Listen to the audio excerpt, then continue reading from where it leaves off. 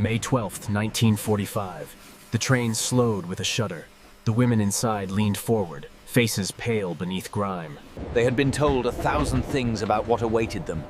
Rumors whispered in barracks, propaganda shouted by desperate officers. Some believed they would be lined up and shot.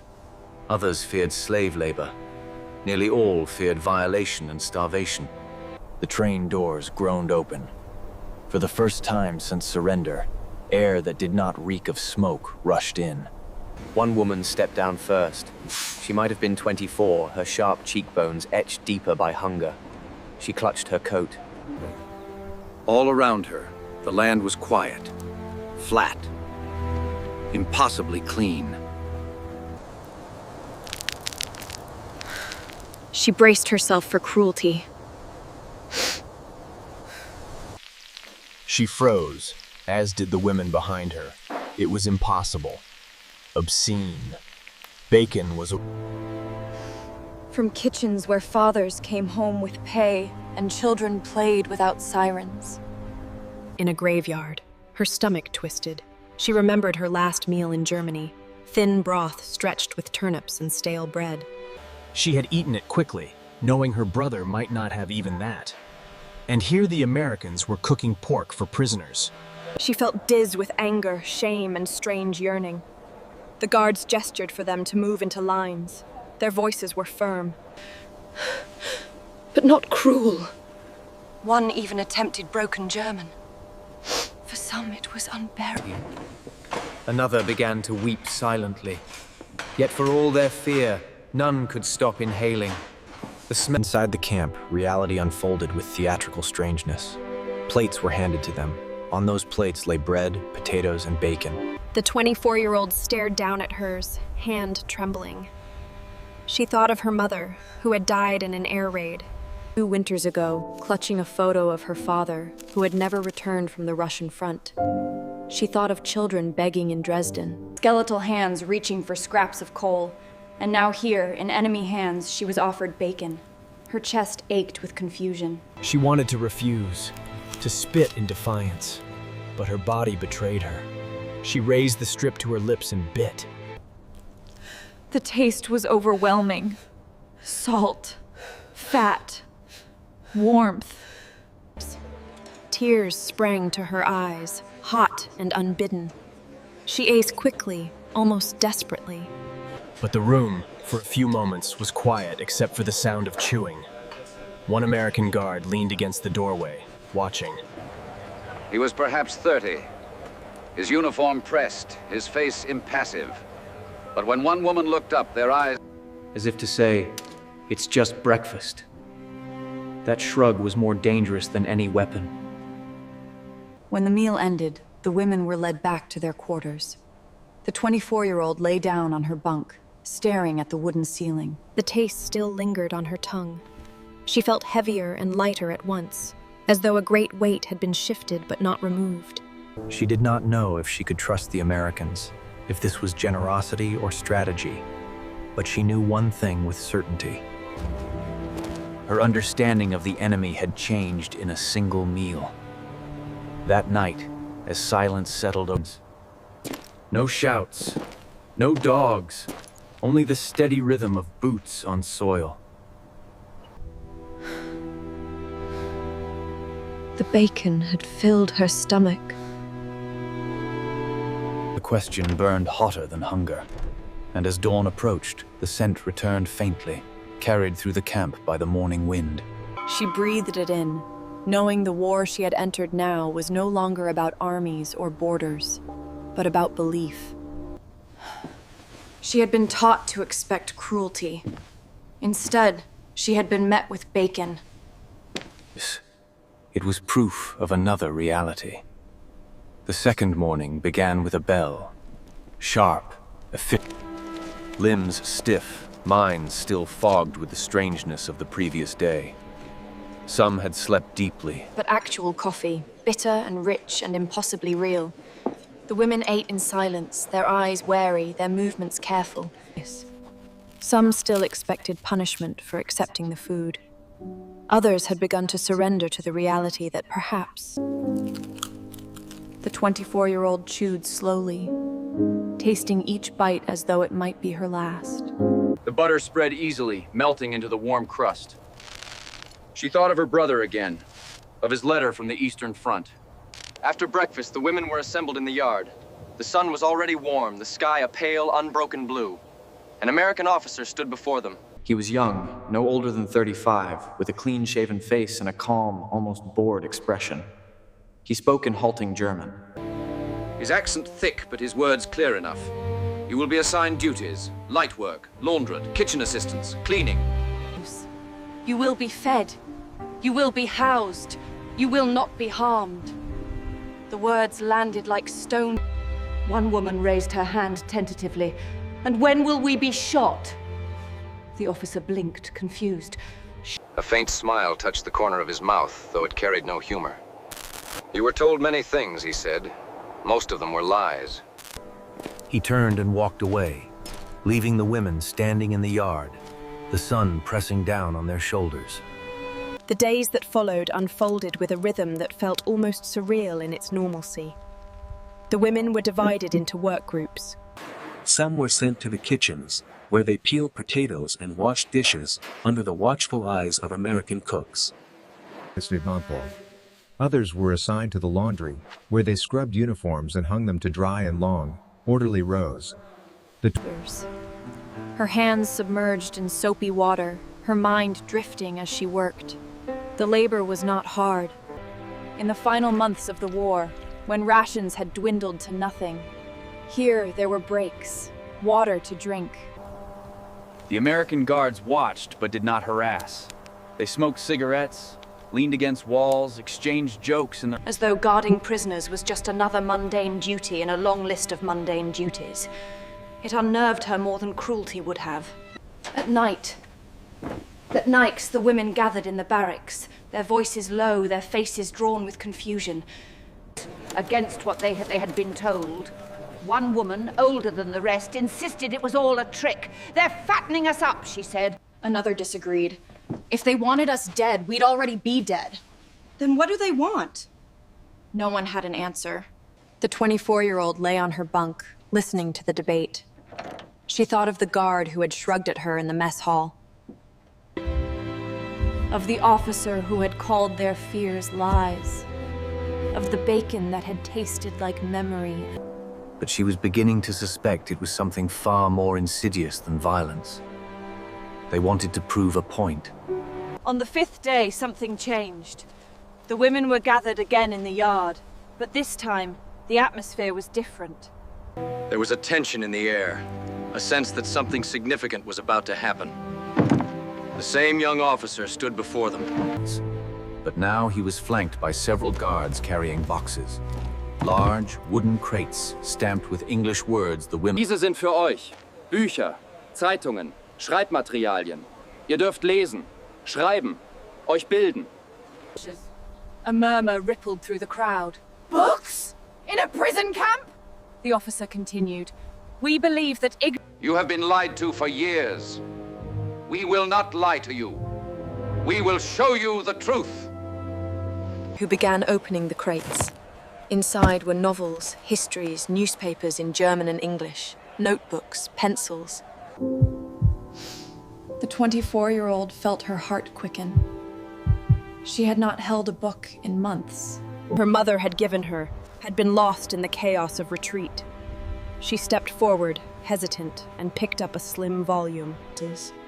The cover was worn, the title faded, but she could make out the words, Die Abenteuer des Huckleberry Finns. She opened it, and the scent of old paper filled her nostrils. It smelled like libraries, and was now, impossibly, being offered back to her. She clutched the book to her chest and returned to the barracks. That night, by the faint light of a lantern, she began to read. The story unfolded in her mind like a dream. A boy on a raft, drifting down a river, free from the constraints of society. That it felt almost absurd, and yet she could not stop reading. The rhythm of the sentences carried her, pulling her deeper into another world. Around her, other women read as well. Some chose newspapers, their eyes scanning headlines about the rebuilding efforts across Europe. But not everyone welcomed books. One woman tore her heads, her shreds. All of it. American propaganda. Another refused to touch the crates at all. They're trying to poison our minds, she said.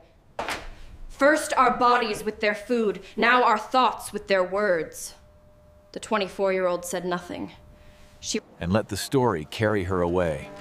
By the end of the first week, the camp had settled into a routine that felt almost ordinary. Wake at dawn, breakfast, work, lunch, more work, dinner.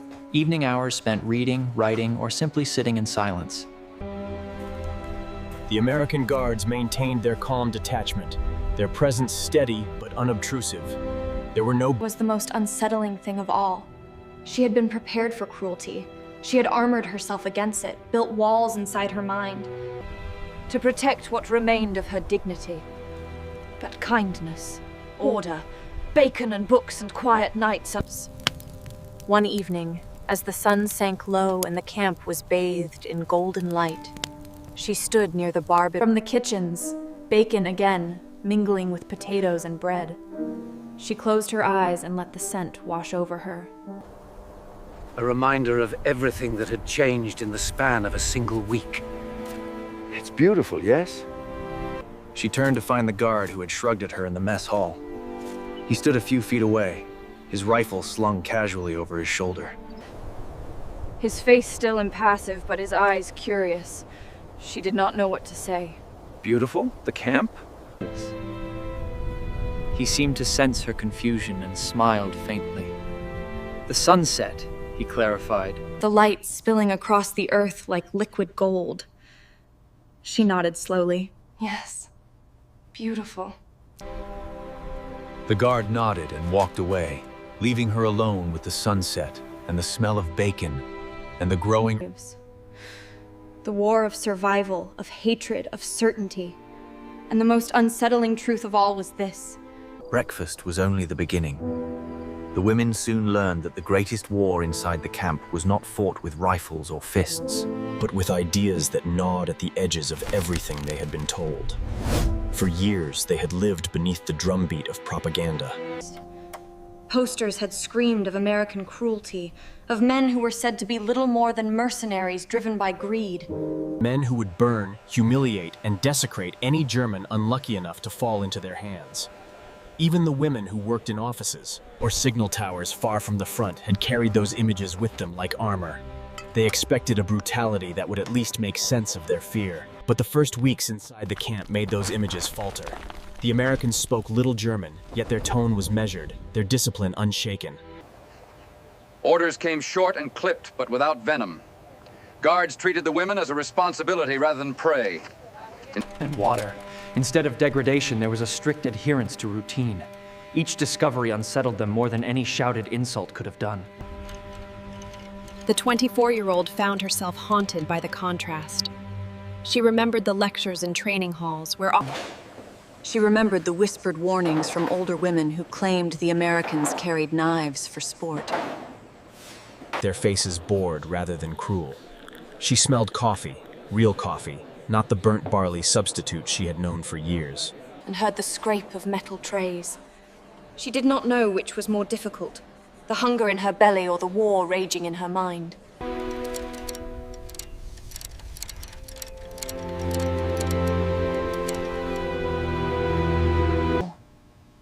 They spoke in hushed tones, weighing rumor against reality. One woman admitted she had feared rape the most. Another confessed she could not stop staring at the bread. White, soft, untainted by sawdust. Replenished without drama.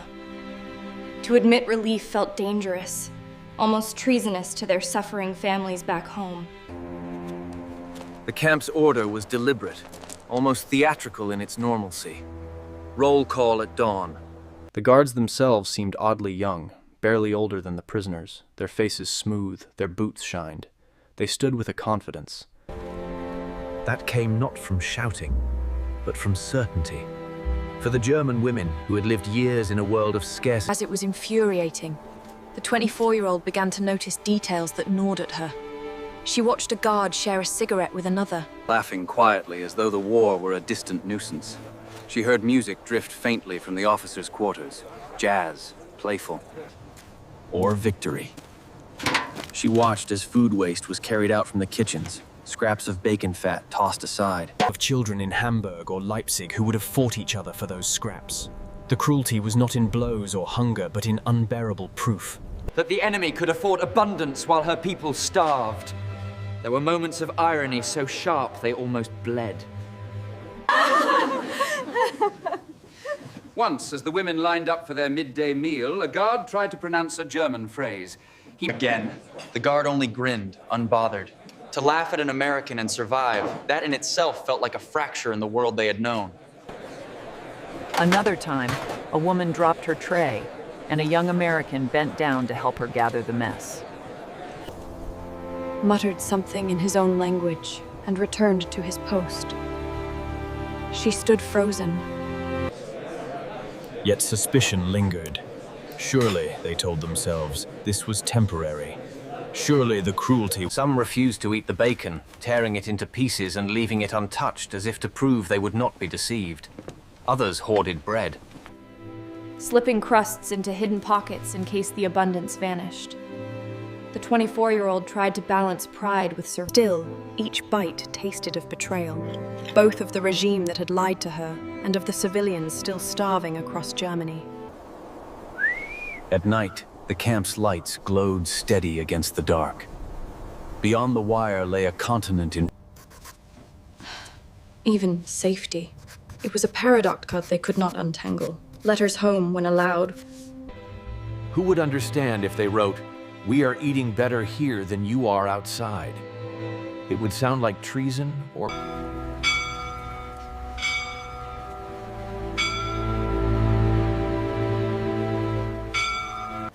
And the scrape of boots across the yard.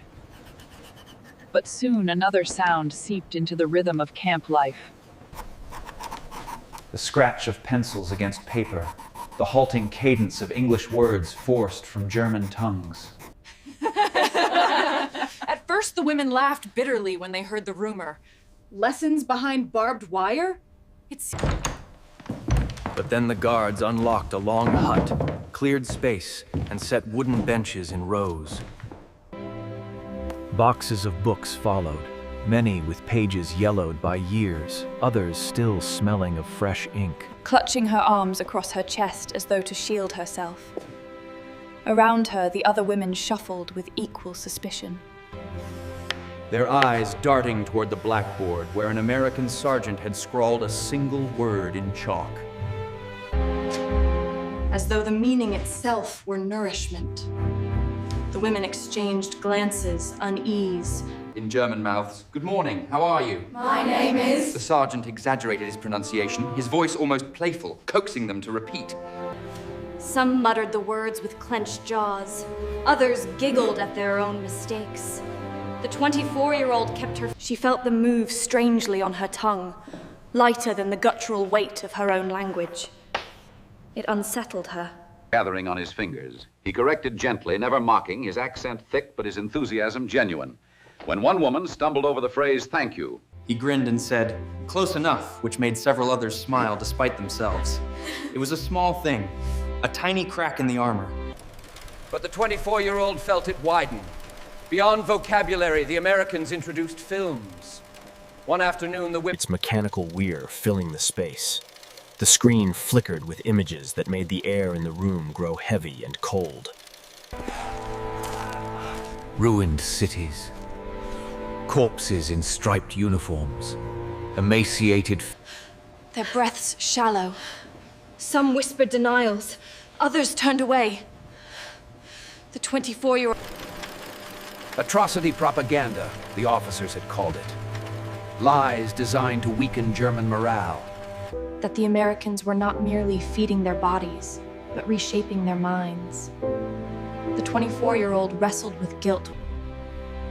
This was their second, far darker. When the lights came back on, no one spoke. He did not shout at them. He did not force confessions. He simply let the images linger in the women's minds. Then he returned to the lessons, to the books, as if to say, the world you believed in has ended. Now learn the language of another. Some women resisted more fiercely after the films, retreating into silence, refusing to engage. But for knowledge, as though education itself were a ladder out of the rubble of their old lives. Statistics filtered in were held by the United States, thousands of them women, scattered across Europe and America. Many camps had libraries stocked with novels, histories, even poetry. To the women who had watched books burned in public squares only a few years earlier. The 24-year-old picked up her battered copy of Huckleberry Finn and continued reading each night. She did not understand all the mischievous freedom of the boy's journey, strange and irresistible. She read in secret rather than a gift. She found herself underlining passages, committing phrases to memory. One morning, an American officer asked the class to write about their childhoods. In English, if possible, he said. In German, if... Scratching memories of farms and cities, of mothers baking bread and fathers returning from work, of school days now blurred by war. Nudging. The 24-year-old wrote slowly, her handwriting shake, her English clumsy. She described her brother chasing her through the rows, laughing his hair. He read some aloud, his voice even, his accent heavy. The 24-year-old's story was among them. Carried back to her in the enemy's voice.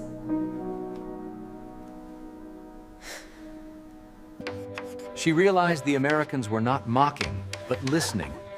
Humor crept in at odd moments. Once, during an English, before he even finished writing the letters on the board. The women exchanged knowing looks, their shoulders shaking. And the absurdity of it all. The enemy teaching them to name the very food that had unsettled their souls was... Chalk dust on his fingers and let the laughter run its course. Yes, yes, he said in broken German. Bacon. The women were not prisoners. They were simply people, caught in the strange comrie of survival. She thought of her brother, buried beneath rubble or mud, who would never read an American book. Who had died believing that victory was still possible. Was she betraying them by sitting on a bench? By stories and songs? Yet the alternative, to close her ears, to retreat into silence, under supervision, became another battlefield. Articles debated politics, philosophy, the meaning of democracy, even to doubt. These acts became small rebellions against the past. Some tore the papers to shreds after others folded them neatly, tucking them away like relics. Day by day, the 24-year-old felt herself drawn. She began to greet guards in English, testing the phrases on her tongue. Good morning. Thank you. Running her fingers along spines, pulling out volumes at random. She found herself humming a tune from a film reel, though she quickly silenced it. When others glared.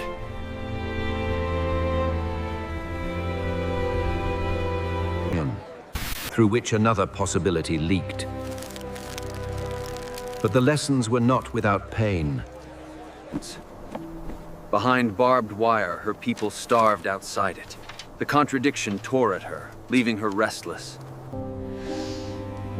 Behind barbed wire, her people starved outside it. That their greatest weapon was not their rifles, but their certainty that knowledge itself could undo the chains of the past. Across the yard, she lingered outside the classroom hut. In her hands was a notebook filled with her clumsy English sentences. She looked up at the barbed wire, its edges glowing in the last light. Beyond the ruins, she could... For the first time, she wondered not what the Americans would do to her. Calling them back to the hut for another lesson, she hesitated. Her feet felt heavy, torn between... The war had shifted once more. Would cut deeper than language or books. The gates opened with the same metallic groan that had once swallowed them whole, only now it released them. Into a world they scarcely recognized. Months, some even years, had passed behind wire. Inhaled the scent of bacon with disbelief and suspicion. The 24-year-old... She tried to brace herself. She had survived captivity, but survival outside the fence felt less certain. Rattling across landscapes scarred with silence. Chimneys flattened. The women pressed their faces to the glass, searching for familiarity and finding only wreckage. That perhaps captivity had been mercy disguised. No one argued. Their thoughts were heavy with images of meals eaten in relative order. While beyond the ocean, their families had queued for hours for turnips and black bread. When the train stopped, she stood still, heart pounding, overwhelmed by the... For the regimented lines of the camp, the certainty of meals. Instead, it tasted of ash and absence. Her hometown was gone. Timbers jutting at odd angles, the skeletons of lives reduced to dust. where the kitchen had stood, where her mother had baked bread, where her father had read the newspaper each evening. The woman's face was creased with suffering, her body bent as though carrying the weight of the entire war. No greeting, no comfort, just fact. The 24-year-old felt the words land, but made it real in a way that memory could not. And my father? Stalingrad, the woman said, like so many others. My mother? The neighbor's eyes softened, just barely. Air raid. 2 winters ago. The words landed without ceremony, yet they hollowed her chest as if struck by artillery. In her nostrils. To have been fed so well while her bloodline starved it, was that survival? She lodged with distant relatives who eyed her with suspicion. They had suffered hunger, cold, and bombardment while the right... Yet she had eaten. Her cheeks carried color. Her frame was more solid than theirs. One relative, a cousin, She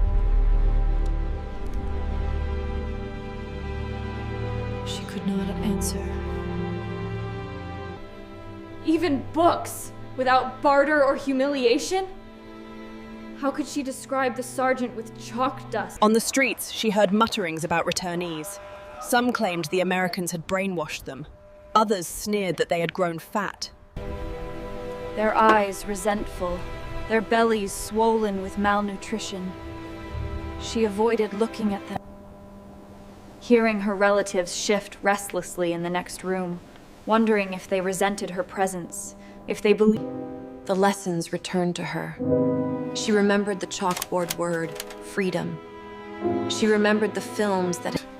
In the name of purity and strength. She remembered the pages of Huckleberry Finn. These memories clashed with the ruin around her. The Germany she had come home to was not only destroyed in stone. About revenge, about betrayal. The 24-year-old listened, but inside her, still, guilt shadowed her.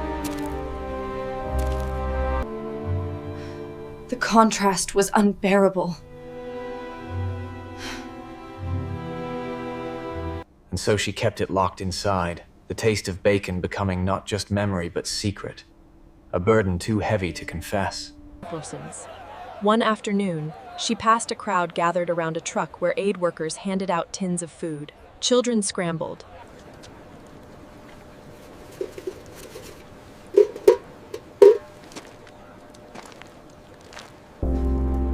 The war.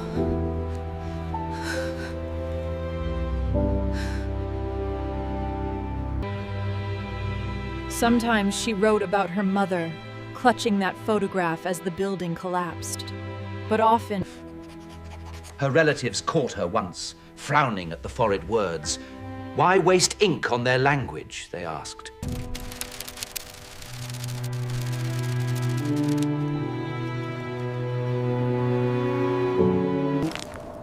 Even when cities could not. Because the Americans had given her something more dangerous than food or shelter. Had not ended at the gate.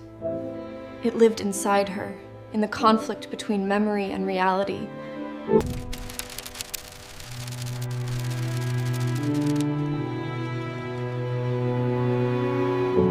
But bound in thought, torn between loyalty to the dead and the undeniable truth. But changed her. She could not return to ignorance, no matter how much she wished to. Casting long shadows across broken brick. She sat on a stone. Perhaps it had once been part of her. For a long time, she simply stared at the blank page, listening to the wind whistle through the skeletal remains of buildings. In English, I am still alive. The words looked fresh than the walls that had once stood here. She closed the book, pressing it against her chest. No longer just food, but symbol, both gift and curse. It had been proof of a world where words replaced whips, where books replaced commands. It was not mercy. That survival was not the end of her war. It was the beginning of another. This war would not be fought with weapons, but with memory, guilt. And the fragile hope that perhaps humanity could still be rebuilt from ashes. The streets around her echoed with hunger and bitterness. Yet inside her, the sizzling echo of be written.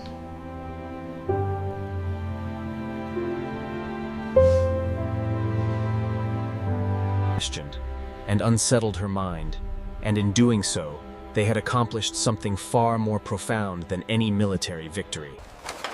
Weeks turned to months. The city began its slow, painful reconstruction. Buildings rose from rubble, tentative to routine, to the grinding necessity of survival. The 24-year-old found employment in a small office, behind barbed wire, proved valuable in a world now divided between victors and vanquished. She worked quietly, efficiently. Her notebook filled with observations, reflections, memories. She wrote about the guard who had shrugged, what her nation had become.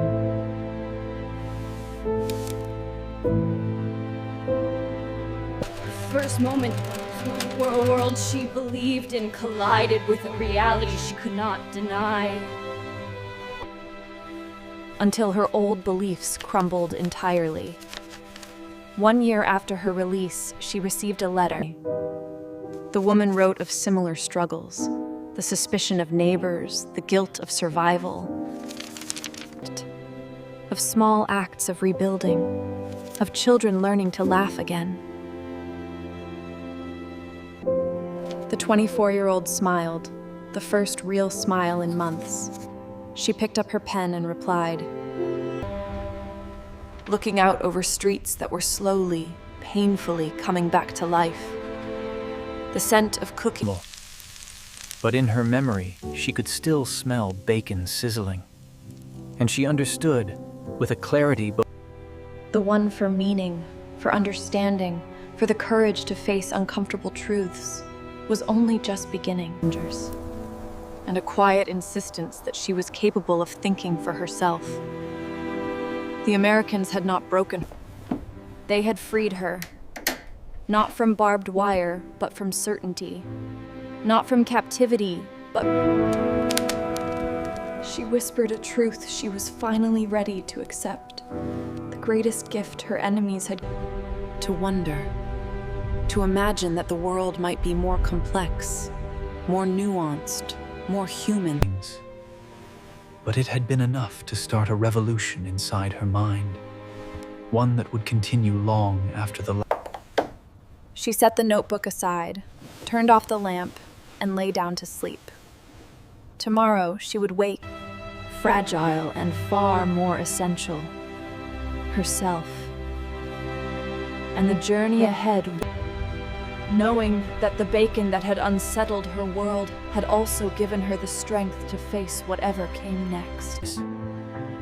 And in thousands of other rooms, other women lay with their own memories of bacon, of books.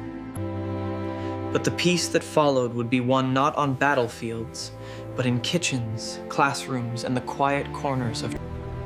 Not because it was abundant or delicious, but because it represented a truth they could no longer deny. And that recognition, more than any treaty or reparation, would shape the decades to come. Lay the seeds of a different future. Morning came slowly to the city. The woman woke to the distant clang of construction. She rose, dressed, and prepared for another day of translation work. Her notebook sat on the table where she had left it. Open to the page where she had written, "I am still alive." The words seemed to glow in a sacred text, and stepped out into the street. The city was waking. People moved with purpose, despite they had lost. There was a resilience in that movement, a stubborn refusal to simply disappear. Between past and future, between guilt and hope, she passed a bakery where the smell of bread, real...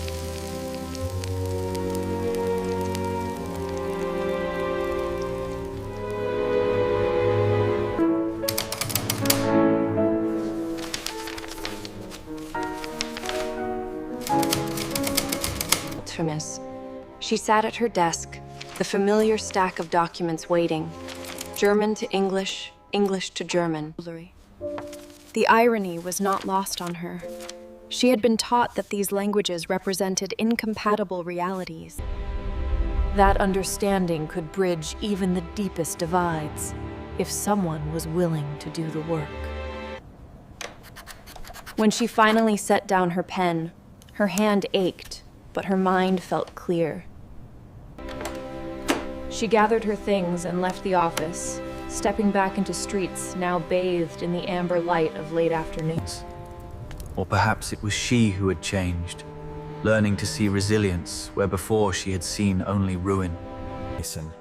Against the backdrop of rubble, an old woman swept her doorstep with meticulous care, as though the act of... With pride, these small acts of normalcy felt like defiance. Life insisting on itself, and her wary relatives. This walk was hers alone, a space between obligations where she could think without judgment. By bombs, yet its doors were open, and people filed in for evening service. Her relationship with God was complicated now, tangled up with questions about why he had allowed such suffering. Envied them, even. They had certainties she could no longer claim. There was a strange beauty in it, she realized. Not despite the destruction, but because of it. The way shadows pooled in corners. The world had been broken open, and in that breaking, she arrived at her relative's building as dusk settled. Inside, the familiar tension awaited her truth quietly without needing to defend it. She climbed the stairs, opened the door, and entered. "Work took longer today," the woman replied simply. It was true, but not the whole truth. The whole truth returned to her mending. The woman moved to her corner, the small space she had claimed as her own, and opened to a fresh page. By the faint light of a shared lamp, she began to write. Each sentence a bridge between who she had been and who she was becoming. She wrote about the city, and always, inevitably, about the bacon. The bacon that had changed everything.